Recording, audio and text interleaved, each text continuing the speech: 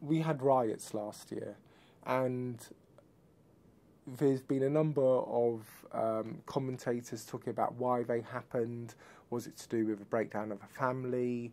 Was it to do with individuals? Was it to do with wider social circumstances?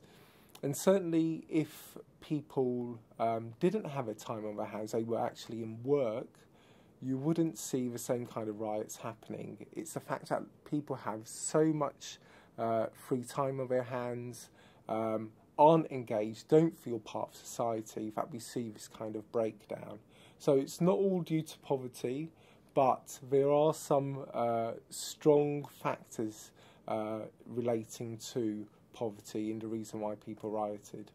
My personal views are that we can have a much more equitable society, and I think that there's some very basic measures that we could take now which are not only good for the economy but good for the whole of London.